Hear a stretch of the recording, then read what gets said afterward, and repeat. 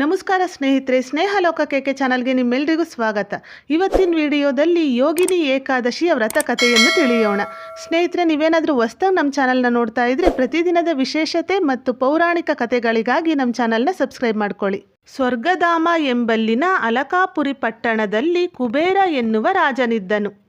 ಈ ರಾಜನು ಶಿವನ ಪರಮ ಭಕ್ತನಾಗಿದ್ದನು ಹಾಗೂ ಒಂದು ದಿನ ಕೂಡ ತಪ್ಪದೆ ಪ್ರತಿನಿತ್ಯ ಶಿವನನ್ನು ಆರಾಧಿಸುತ್ತಿದ್ದನು.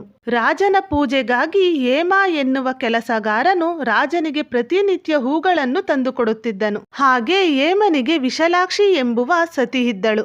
ಒಂದು ದಿನ ರಾಜ ಕುಬೇರನಿಗೆ ಪೂಜೆಗೆಂದು ಹೂವು ತರಲು ಹೇಮನು ಮಾನಸ ಸರೋವರಕ್ಕೆ ಹೋದನು. ಅಲ್ಲಿಂದ ಹೂವುಗಳನ್ನು ತೆಗೆದುಕೊಂಡು ಹಿಂತಿರುಗುವಾಗ ಕಾಮಾಸಕ್ತನಾಗಿ ಹೆಂಡತಿಯೊಂದಿಗೆ ವಿನೋದವನ್ನು ಕಳೆಯುತ್ತಾನೆ.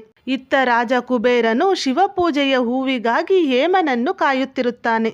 ಮಧ್ಯಾಹ್ನವಾದರೂ ಕೂಡ ಹೇಮ ಕುಬೇರನಿಗೆ ಹೂವುಗಳನ್ನು ತಂದುಕೊಡುವುದಿಲ್ಲ. ಆಗ ರಾಜನು ತನ್ನ ಸೇವಕರನ್ನು ಕರೆದು ಹೇಮನ ಮನೆಗೆ ಹೋಗಿ ಏನಾಯಿತೆಂದು ತಿಳಿದು ಬರಲು ಕಳುಹಿಸುತ್ತಾನೆ. ಸ್ವಲ್ಪ ಸಮಯದ ಬಳಿಕ ಸೇವಕರು ಬಂದು ರಾಜನಲ್ಲಿ ಹೇಮ ಓರ್ವ ಕಾಮುಕ.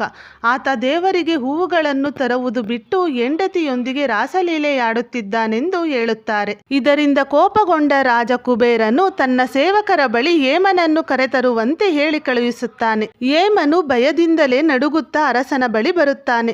ಈಗಾಗಲೇ ಕೋಪಗೊಂಡಿದ್ದ ಅರಸ ಕುಬೇರನು ಹೇಮನಿಗೆ, ನಿನ್ನಿಂದ ನನ್ನ ಶಿವಪೂಜೆ ಹಾಳಾಯಿತು, ನನ್ನ ಶಿವಪೂಜೆಗೆ ನೀನು ಅಗೌರವ ತೋರಿಸಿದ್ದೀಯೆ ಎಂದು ಆತನನ್ನು ಶಪಿಸುತ್ತಾನೆ. ನೀವು ಶ್ರೀ ಸಂಪರ್ಕವನ್ನು ಕಳೆದುಕೊಳ್ಳುವಿರಿ ಹಾಗೂ ನೀನು ಕುಷ್ಠರೋಗದಿಂದ ಸಾವನ್ನಪ್ಪುತ್ತೀಯ ಎಂದು ಶಾಪವನ್ನು ನೀಡುತ್ತಾನೆ. ರಾಜ ಕುಬೇರನ ಶಾಪದಿಂದ ಹೇಮನ ಪತ್ನಿಯು ಮಾಯವಾಗುತ್ತಾಳೆ. ಹೇಮನು ಕುಷ್ಠರೋಗದಿಂದ ಬಳಲುತ್ತಾನೆ. ಹೇಮನು ಕುಷ್ಠರೋಗದಿಂದ ನರಕವನ್ನೇ ಅನುಭವಿಸುತ್ತಾನೆ.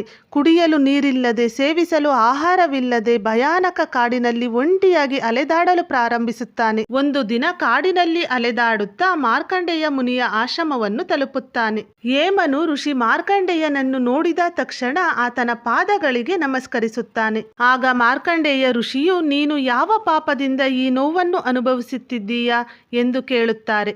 ಆಗ ಹೇಮನು ನಡೆದೆಲ್ಲ ಘಟನೆಯನ್ನು ಮಾರ್ಕಂಡೇಯನಿಗೆ ಹೇಳುತ್ತಾನೆ. ಆಗ ಮಾರ್ಕಂಡೇಯನು, ನೀನು ನನ್ನ ಬಳಿ ಸತ್ಯವನ್ನೇ ಹೇಳಿದ್ದೀಯ, ಹಾಗಾಗಿ ನೀನು ಮೋಕ್ಷವನ್ನು ಅಥವಾ ಇದರಿಂದ ಹೊರಬರಲು ನಿನಗೊಂದು ಉಪಾಯವನ್ನು ಹೇಳುತ್ತೇನೆ, ಹಾಗೆ ಮಾಡು, ಇದರಿಂದ ನಿನ್ನ ಪಾಪ ಶಮನವಾಗುತ್ತದೆ ಎಂದು ಹೇಳುತ್ತಾರೆ. ಪಾಪದ ಮೋಕ್ಷಕ್ಕಾಗಿ ಮಾರ್ಕಂಡೇಯನು ಹೇಮನಿಗೆ ಆಷಾಢ ಮಾಸದ ಕೃಷ್ಣ ಪಕ್ಷದಲ್ಲಿ ಆಚರಿಸಲಾಗುವ ಯೋಗಿನಿ ಏಕಾದಶಿಯಂದು ಕಠಿಣ ಉಪವಾಸವನ್ನು ಆಚರಿಸು, ಇದರಿಂದ ನಿನ್ನ ಪಾಪಗಳು ಪರಿಹಾರವಾಗುತ್ತದೆ ಎಂದು ಹೇಳುತ್ತಾನೆ. ಇದನ್ನು ಕೇಳಿದ ಹೇಮನು ಮಾರ್ಕಂಡೇಯನಿಗೆ ಧನ್ಯವಾದವನ್ನು ಸಲ್ಲಿಸಿ ಅಲ್ಲೇ ಆಶ್ರಮದಲ್ಲಿ ತನ್ನ ಯೋಗಿನಿ ಏಕಾದಶಿ ವ್ರತವನ್ನು ಕಠಿಣ ಪರಿಶ್ರಮದಿಂದ ಶ್ರದ್ಧಾ ಭಕ್ತಿಯಿಂದ ಪೂರ್ಣಗೊಳಿಸುತ್ತಾನೆ. ಇದರಿಂದ ಆತನ ಪಾಪವು ನಿವಾರಣೆಯಾಗಿ ಹೇಮನು ತನ್ನ ಹಳೆಯ ರೂಪವನ್ನು ಮತ್ತೊಮ್ಮೆ ಪಡೆದುಕೊಳ್ಳುತ್ತಾನೆ ಹಾಗೂ ತಾನು ಕಳೆದುಕೊಂಡ ಪತ್ನಿಯನ್ನು ಮತ್ತೊಮ್ಮೆ ಪಡೆದುಕೊಂಡು ಆಕೆಯೊಂದಿಗೆ ಸಂತಸದ ಜೀವನವನ್ನು ನಡೆಸುತ್ತಾನೆ. ನೋಡಿದ್ರಲ್ವ ಸ್ನೇಹಿತರೆ, ಈ ಯೋಗಿನಿ ಏಕಾದಶಿಯ ವ್ರತಕಥೆಯನ್ನು.